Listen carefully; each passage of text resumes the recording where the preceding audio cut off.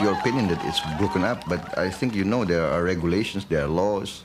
I think even in Western Europe, to have a demonstration, you need permission, 2 days notice to the police, and there's a route that's agreed upon. I mean, you cannot just make a demonstration right in the middle of the center of a traffic junction. That's what happened, I think, in the occasion you mentioned.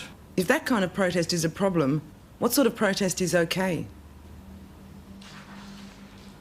You can have a lot of channels. You can have petitions, you can go to the local assembly, to the National Assembly. I mean, there are a lot of ways, I think.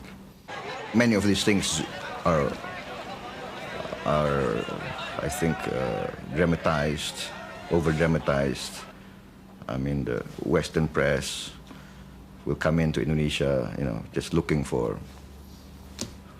all these dramatic pictures of violence, etc.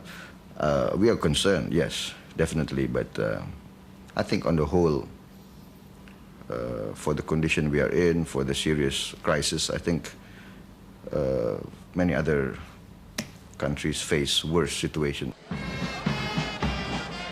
The president also promoted his own son-in-law, General Prabowo Subianto. General Prabowo is now the commander of the largest and most powerful single unit in the armed forces. 37,000 soldiers are under his command.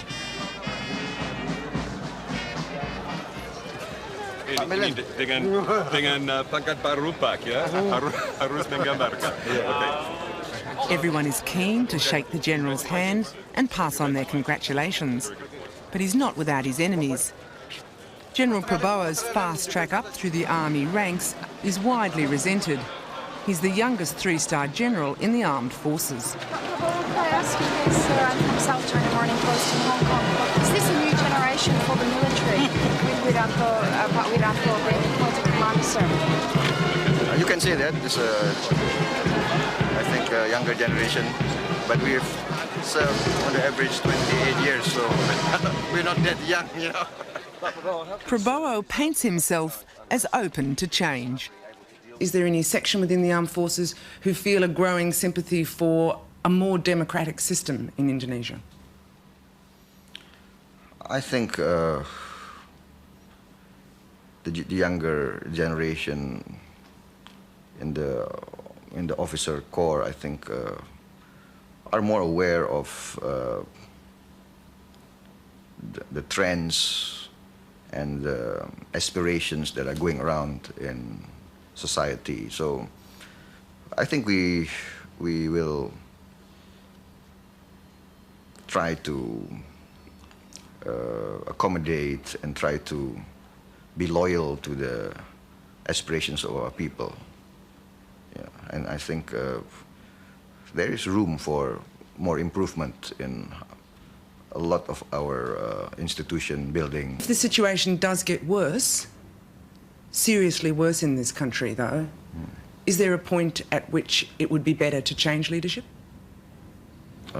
I think we have a mechanism, we have a constitutional system that we have carried out in history. I think we will maintain that system and that mechanism. Do you think that a people's power movement is possible in Indonesia in the coming months? What I think is that,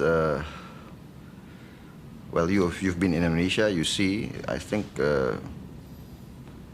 majority of the people, I think, still believes in the government and in the armed forces, I think. So I don't see a mass uprising against the government, mass uprising against the armed forces. Will you shoot them? I mean, it's not a black and white situation that you paint. We carry out dialogue. We meet them face to face. We discuss with them. We try to talk things out. But if they remain unconvinced, if they defy you? We are 200 million people. If they defy you, though? We are 200 million people. Who are they? We are a people's army. We will never go against our people. But if 1 million people turn out into the streets? If 1 million people turns out to the street, let us see. You've not... You see? You understand?